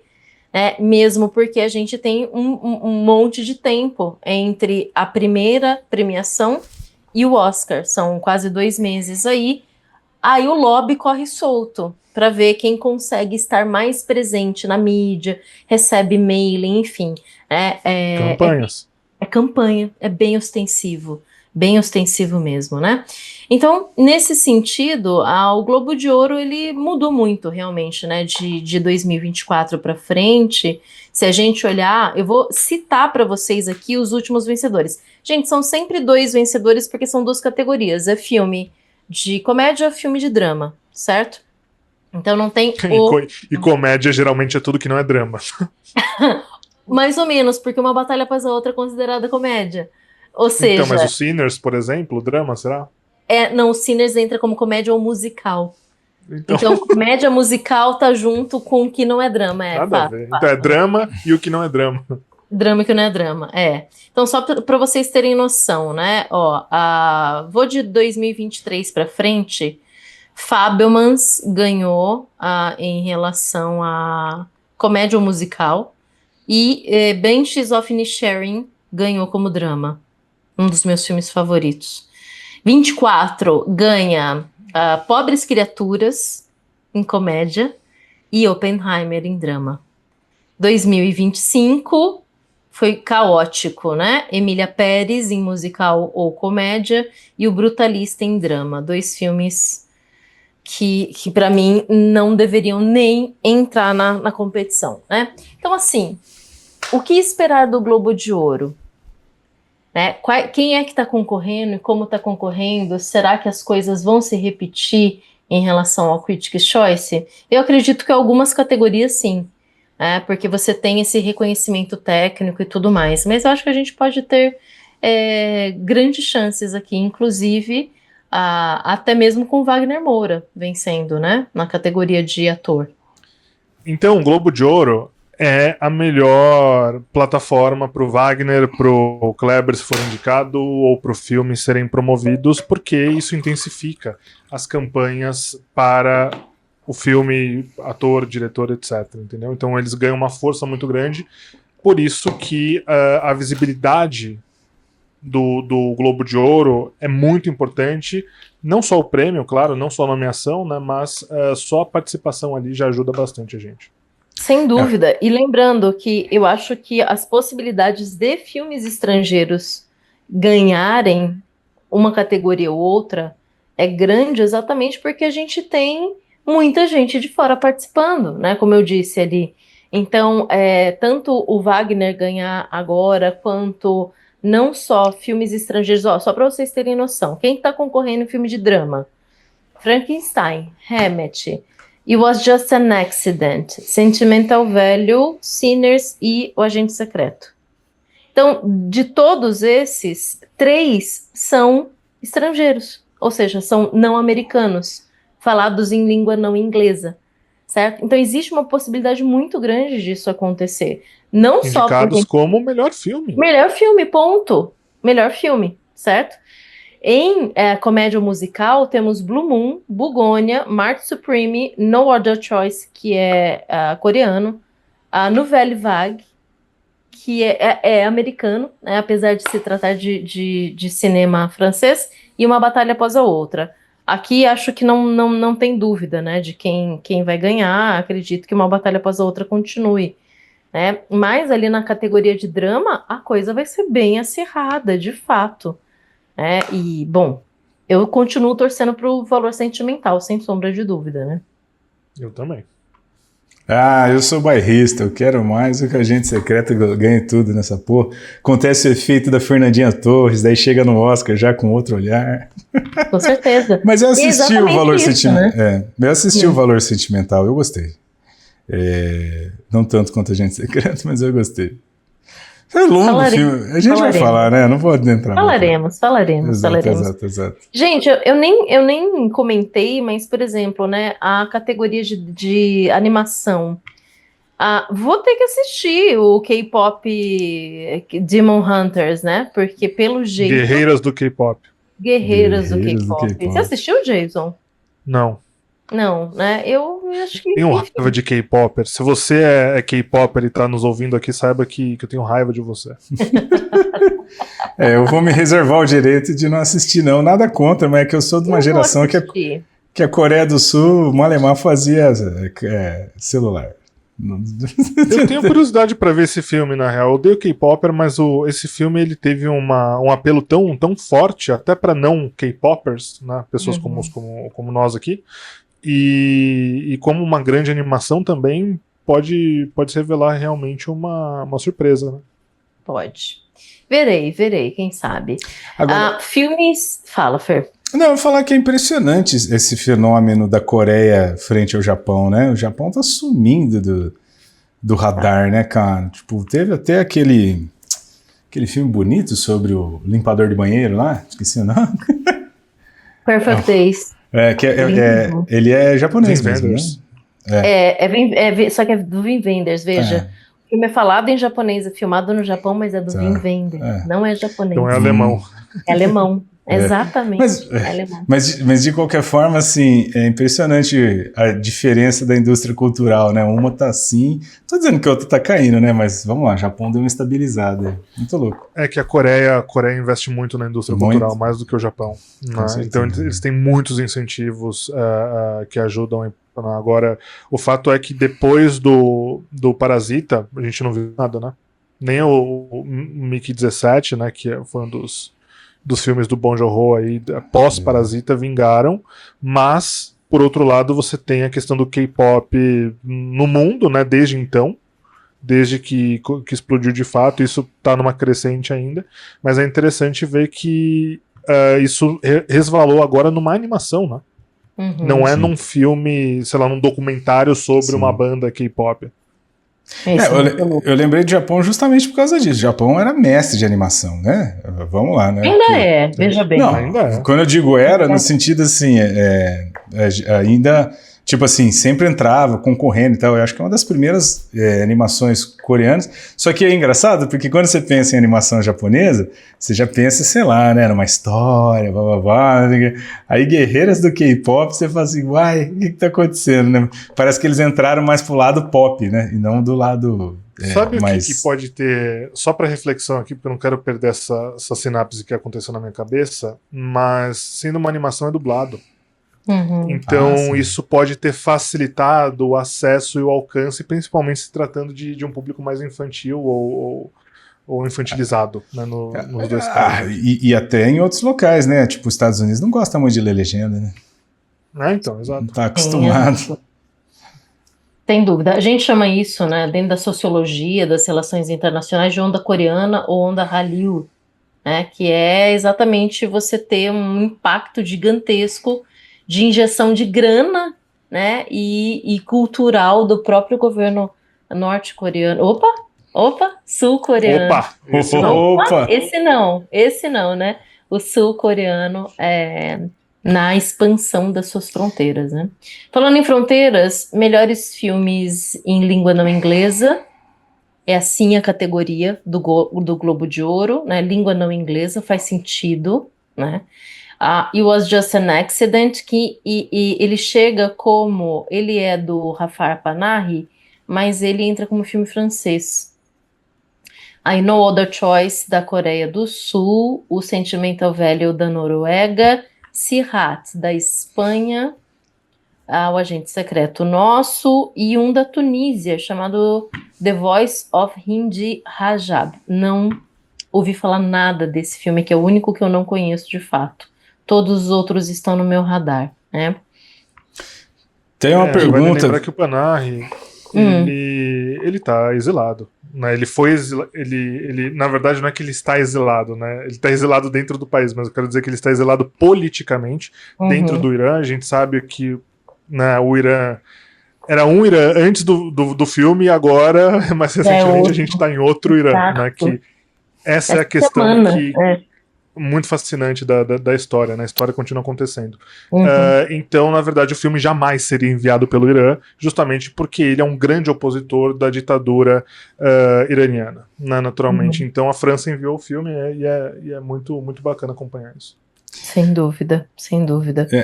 O que eu ia propor, inclusive para os nossos ouvintes aí, quem quiser deixar a opinião aqui embaixo, dito isso, né, gente, vendo de novo aí Agente Secreto e tudo mais, vocês acham que o Brasil assumiu a liderança do cinema na América do Sul? Passamos a Argentina? Vocês entenderam a pergunta? Faz tempo que eu não vejo uma Argentina aparecendo. Cara, isso que eu ia dizer, faz tempo que a Argentina não está participando. Cinema argentino, todo mundo que conhece cinema sabe da qualidade do cinema argentino. Efeito sem dúvida. E que vai para além. E veja, o cinema argentino vai muito além do Darín, obviamente tem muita coisa boa, mas de fato você tocou num ponto que faz tempo que ele não aparece nas premiações. O que está acontecendo? Aí eu quero chamar a atenção pegando o gancho, tanto que o Jason falou, agora a gente está conversando aqui, né? A importância que financiamento faz, certo? Porque a Coreia do Sul só é a potência que é com financiamento público. Lógico que depois entra o dinheiro particular, as coisas vão rodando. O Brasil também, embora o próprio Agente Secreto foi feito aí na época do Bolsonaro, muita coisa cortando, existem algumas leis federais que dão, independente do governo, dão uma certa garantia de financiamento a alguns filmes, certo? E a Argentina está passando pelo processo ultraliberal lá com o Milei. Não estou dizendo se é bom ou se é ruim, até porque, vamos lá, a Argentina estava numa draga também, né? Não dá para falar que estava tudo uma maravilha. Mas tinha muito financiamento público e agora, obviamente, deu uma cortada. Isso eu acho que é um problema de uma indústria que também só depende de financiamento público, né, gente? Se a Argentina tivesse uma indústria mais consolidada, ela conseguiria andar com as próprias pernas. Vai, caía, mas não sumia. Mas, de fato, a gente tá com uma... Não estou dizendo que não estão produzindo nada, né? Mas a gente está com uma carência aí. E talvez, por isso que eu estou lembrando, talvez aqui da América do Sul, não vou dizer latina, porque o México tem uma relevância, mas da América do Sul acho que a gente assumiu a liderança aí de produção de longas e interessante isso aí. Não achei que ia acontecer tão cedo. Eu penso que por um mero motivo de disponibilidade mesmo, né? A gente está acompanhando aí essa questão do que você citou sobre o financiamento público argentino, né, para a indústria de cinema, a importância do financiamento público. Né? A gente tem isso no Brasil também. Não tenho números aqui para fazer uma comparação justa, mas imagino que a Argentina tem um histórico muito melhor do que o Brasil nisso. Sim. Então não sei o quão comparáveis são os investimentos públicos de cada país na própria indústria de cinema. Agora, o cinema argentino é um conceito. Cinema brasileiro é uma segmentação de mercado. Essa para mim que é a diferença clara. Né? A gente não tem um conceito de que o cinema brasileiro é associado realmente à qualidade, né, a inúmeros filmes, a uma vasta quantidade de grandes filmes inesquecíveis. Muito pelo contrário. A gente produz muitos filmes, a maior parte de todo esse investimento é público, é estatal, só que a gente tem muita merda. Muito mais do que a Argentina, eu diria. Pelo menos que vai para o circuito comercial, para premiações e tudo mais. Nos últimos anos nós tivemos 2 grandes filmes que foram reconhecidos, que é o Ainda Estou Aqui e agora o Agente Secreto. Nós temos outros filmes bons que não têm o mesmo reconhecimento. Sim. E esse que deve ser o debate, eu acredito, entendeu? Então, tanto que a gente está falando aqui, nas nossas conversas, a gente trouxe 3 filmes brasileiros. Oeste Outra Vez, O Último Azul e O Agente Secreto. E a gente ainda está debatendo aquele que teoricamente é o pior dos 3 filmes, porque eu não vi o Oeste outra vez e vocês não viram o Último Azul. Então significa que a gente continua na mesma merda em que sempre estávamos, com a exceção de que agora a gente teve 2 filmes recentemente reconhecidos aí internacionalmente. E a ideia é ver se pega no breu, né? Nesse sentido. Eu acho que assim, acho que a gente tem muitos filmes interessantes no Brasil, mas eu acho que a Argentina conseguiu mais cedo entender que poderia ir para além do problema da ditadura argentina, que foi pior que a nossa, hein? Teoricamente eles devem ter mais trauma que a gente. Mas acho que talvez o problema nosso da anistia não ajudou muito, né? Não é essa agora, a anistia lá dos militares para trás. Então a gente ainda revisita muito esse passado mesmo. Agora, eu acho que a gente tem bons filmes. A gente tinha talvez não entendia muito também os caminhos das pedras de como colocar os melhores filmes no circuito. Como a gente falou do Oeste outra vez, que está sumido. A gente deveria fazer um pacotão de bons filmes do ano aí, tentar vender, pôr debaixo do braço. Mas para isso tem que ter, novamente, né, não só um financiamento público, mas na produção, mas na divulgação, né? Dá um jeito de pôr isso daí para rodar. Mas enfim, acho que temos muito a comemorar mesmo. Assim. O ano passado foi absurdo, mas poderia ter sido entendeu? E pô, só o fato de terem, né, entendeu? Um pouco tá. Não estou dizendo que vai ganhar, hein? Mas só o fato do Wagner Moura estar sendo cotado como ator, o filme, pelo menos, é 2. Vamos ver ano que vem, né? Mas então, vamos na torcida. Tem alguma coisa boa brasileira que vai ser lançada esse ano? Alguém sabe? Não sei. Não também não. acompanhei agora para ver Ideia. as próximas produções. Gente, eu esqueci de comentar no Critics' Choice a vitória de atriz coadjuvante para Amy Madigan, de A Hora do Mal, de Weapons. E ela vem fortíssima aqui. Acredito que no Globo de Ouro isso se mantenha. Porque ela vai concorrer com a Ariana Grande, com a Ellie Fanning, a Emily Blunt, a Inga, Lilias, Baroni, a namorada do Jason, né? E a Tiana Taylor. Então, assim, de fato, não, a Inga é maravilhosa, belíssima, mas a interpretação da Amy Madigan é imbatível e é muito legal ver que um filme de terror tá ganhando aí o mínimo de visibilidade possível. Ainda mais um filmaço desse que também tem análise nossa aqui no Cinematografia, né? Weapons, certo? Bom, em relação a atores, de ator coadjuvante aqui novamente, concorrendo Adam Sandler, Benício Del Toro, Paul Mescal, o Jacob Elordi, Sean Penn e Stellan Skarsgård. Minha torcida toda vai para o Skarsgård, sem dúvida, mesmo porque ele tá excelente, não é só porque eu curto o trabalho dele em geral, mas porque nesse, de fato... Inclusive, ele é excelente. Ele é excelente, gente. Tem uma pérola ali no meio de uma música que toca em dado momento no Sentimental Velho. Eu vou guardar para nossa análise do filme aqui, mas olha, o trabalho dele com Lars von Trier, enfim, é retomado ali de certa forma. Mais alguma coisa que vocês queriam anunciar? Bom, melhor diretor. Para quem vocês eu vão? adicionaria só ali entre os melhores atores. Eu não assisti todos os filmes em questão, né, de cada um deles, mas a julgar por atores propriamente ditos, nenhum concorre com o Skarsgård, na minha opinião. Ele é, de longe, o melhor ator entre todos aqueles. Agora, a interpretação dele no Sentimental Value, pra mim, é primorosa, como sempre. Mas veja que ele tá como supporting actor, né? Ele tá como ele tá como coadjuvante. Tá como coadjuvante ainda, porque os atores... Mas é verdade, né? Melhor ator em comédia ou musical, a gente tem Ethan Hawke, George Clooney, Jesse Plemons, né, em Bugônia, que eu ainda não vi. Bom ator. É ótimo, né? O ator principal de No Other Chance, Lee Byung-hun, Leonardo DiCaprio e Timothée Chalamet. O Wagner não foi indicado pro O Wagner foi para drama, né? Aqui eu tô em comédia. Aí em drama nós temos o Wagner, o Oscar Isaac, o Michael B. Jordan, o Joey Edgerton, do Train Dreams, o Jeremy Allen White. Bom também. E o Dwayne Johnson, com The Smash Machine. Então veja que são todos excelentes atores aqui. Eu acho que no drama, entre o Wagner Moura, que, por exemplo, o B. Jordan, B. Jordan. talvez fossem os favoritos, talvez o B. Jordan, né, de fato. Michael B. Jordan. Eu acho eles não só é o favorito de drama, como pra mim é o melhor de todos esses que eu assisti. Pelo menos. Vai cair naquele Porque lance. ele sim faz dois personagens diferentes muito bem, apesar de serem parecidos. Que são os Verdade. mesmos.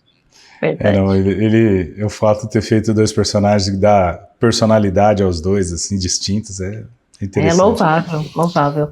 E aí na Mas direção, gente?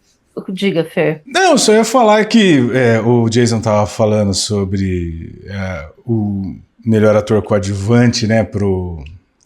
Esqueci o nome do... Skarsgård. Skarsgård. Bill né? Skarsgård. Cara, a gente vai falar... Bill não.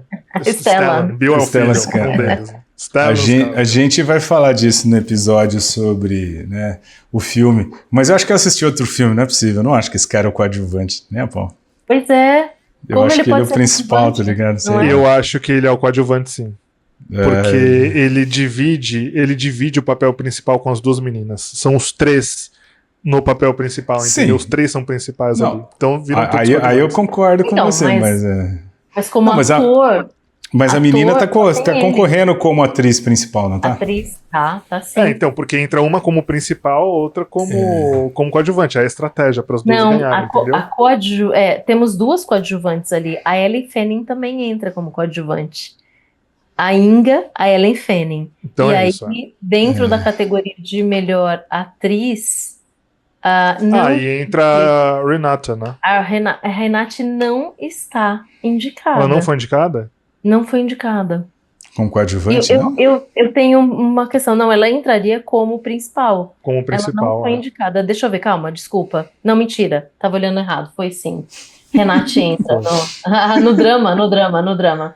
Tá sim. Na verdade, eu falei besteira. Ele, o Stellan e a Renata dividem o papel principal. Então, É isso mesmo. então um é coadjuvante, é que como não tem dois principais, né, só um principal, ela entra como principal e ele como coadjuvante, e a minha namorada tá ali como atriz de apoio lá, junto com a qual que é o nome da Ellie Fanning. Ellie Fanning. Uma boa atriz também, Boa, mas eu prefiro boa. muito mais a Inga Sem dúvida. Inga Baroni. Melhor diretor, né? A Chloe Zhao com Hammett, Guillermo del Toro com Frankenstein, o Jafar Panahi com It Was Just an Accident, o Joaquin Trier com Valor Sentimental, o Ryan Coogler com Sinners e o PTA com Uma Batalha Após a Outra. Torcida. Olha, sinceramente, minha torcida vai ficar entre o Paul Thomas Anderson e o Ryan Coogler. Apesar de eu gostar do Joaquin Trier, eu não colocaria aqui como uma direção exímia. Se a gente colocar os três filmes ali em conversa, o papel de diretor, eu talvez permanecesse com o Paul Thomas Anderson mesmo. Qual que é o nome do diretor do Sinners mesmo? Ryan Coogler. O Ryan Coogler. né? Eu não sei, eu acho que em termos de direção é um dos melhores filmes, assim, porque junta... Tem desde umas partes mais complexas, até uma parte musical, até uma parte mais interpretativa. direção. Se a gente for pensar em complexidade de direção, não sei se isso pode ser... E juntar tudo num pacote só, eu acho que é o mais difícil e mais... Embora eu goste muito do Valor Sentimental, mas é mais reto, né? Mas enfim. Sim. Eu acho os três principais filmes, eles têm um erro em comum entre os três, por incrível que pareça, que é o ritmo deles. Eu acho que o ritmo de todos esses filmes foi prejudicado, porque os três eles se arrastam muito. Né? O próprio Sentimental Value, ele tem várias transições ali, fade out. Aí, engraçado, né? Depois eu conto essa história depois no nosso vídeo específico pro filme. Mas os três são muito pedantes. Eles podem ficar cansativos, e aí descaracteriza uma direção perfeita, né? Então eu penso que o Ryan Coogler é o que melhor se aproxima de melhor direção pelo raciocínio do Fê aí, com certeza. Mas em segundo lugar eu colocaria o PTA, sem dúvidas. Muito bem, meninos. Então é isso. Gente, Globo de Ouro, assim como qualquer outra premiação, é sempre uma caixinha de surpresas. A gente pode fazer algumas previsões aqui baseado em o que a crítica está dizendo, o que o público está dizendo, mas a verdade é que não há como a gente chegar em nenhuma previsão certeira até que a coisa aconteça, certo? Então fiquem ligados aí, assistam, voltem aqui depois, comentem, né, o que vocês acharam. Contem seus palpites pra gente, contem suas opiniões sobre o Agente Secreto, que a gente quer muito ouvir, né, e ver quem tá do meu lado aqui. E outra, né, a chance de você estar assistindo esse episódio logo depois de já ter saído o Globo de Ouro é grande, né, porque é no domingo à noite, esse episódio sai agora sábado, um dia anterior. Então também você pode deixar aí nos comentários as atrocidades ou os nossos acertos. Mas veja, é como a gente abriu falando, são opiniões para esquentar, né? Vamos ver. Isso aí. Maravilha, gente. Valeu, então. Vão assistir alguma coisa? Ó, a Flávia querendo cortar o nosso Tô querendo... quadro final aqui. Esqueço, né, das nossas previsões. O que eu vou assistir? Eu preciso assistir Faça a Coisa Certa, por motivos de aulas, mas eu gostaria de assistir o It Was Just an Accident. Então vamos ver se vai dar tempo de eu assistir antes do Globo de Ouro. E você, Fê? Então, eu tô pensando, né? Eu acho que eu também vou acabar assistindo junto com a Flávia. Por motivos práticos, eu faço a coisa certa. Mas eu fiquei muito tentado a assistir. Gente, eu sou péssimo para nomes, né? Mas o que você comentou, que é bem bacana, o brasileiro. O Filho de Mil Homens. Filho de Mil Homens, né? Isso, isso aí eu fiquei curioso para assistir. Tá na lista. Veremos. O outro filme brasileiro também que a gente falou bastante, mesmo não tendo assistido, né? Que é que nem o livro Sociedade do Cansaço, do Bill Churran. Só comenta sobre o livro quem não leu, né? Mas esse filme tá a mesma coisa. Por isso que você não fala dele nunca. Eu comecei a assistir Stranger Things entre o fim do ano passado e o começo desse ano, mas como eu me odeio, mas não tanto, eu parei de ver. Fez bem. E tava insustentável. Fica e pior. eu queria muito ver os filmes que não vi ainda do Tarkovsky, a começar pelos Solaris. Só que eles não existem. E eu não quero baixar ilegalmente para assistir no meu computador, porque eu não quero ver um filme do Tarkovsky na tela do meu computador. Eu queria ver na televisão, entendeu? Então eu tô nessa fase de luto ainda. E eu não sei, talvez eu assista o Filho de Mil Homens. É uma boa pedida. Legal. E eu fico feliz que você não tenha terminado Stranger Things, porque só piora. Os últimos episódios são deploráveis. O último é um assalto à inteligência. Que lástima que foi assistir isso. Que lástima. Pois é. Eu parei no quarto, vi até o quarto e depois eu falei, não, existe vida ainda. E eu sei que, né, a gente precisa talvez fazer uma temática, né? Como que a maioria das séries americanas perderam a mão nos seus fechamentos? Faz tempo que a gente não vê uma grande série que tem um fechamento digno, né? Às vezes os caras começam até bem, mas nossa, como se perde pro final. Eu acho que daí já tem muito dado estatístico e aí os caras querem agradar Deus e o mundo. O último capítulo, né, episódio de Stranger Things, parecia final de novela da Globo, mano. Assim, mal feito. A parte ruim mal feito, exatamente. A parte ruim, que tipo, todo mundo casa, aí aparecem pessoas com filho, todo mundo discute sobre o futuro. Não tem espaço. Todos são gays. No caso. Mas assim, no final não tem espaço pra nada você interpretar, sabe? Tipo, porra, muito. Nossa, e o número de áudio do dispositivo então, Flavinho? Tipo, você tá no meio do quebra-pau com o Vecna e de repente, mas é mesmo, agora a gente pode resolver as nossas diferenças. Não é hora de conversar sobre isso, entendeu? Tem condição. Ruim demais. Não, difícil, gente. Né? Tudo bem? Então, assistam o Globo de Ouro e voltem aqui. Até mais. Maravilha, gente. Valeu.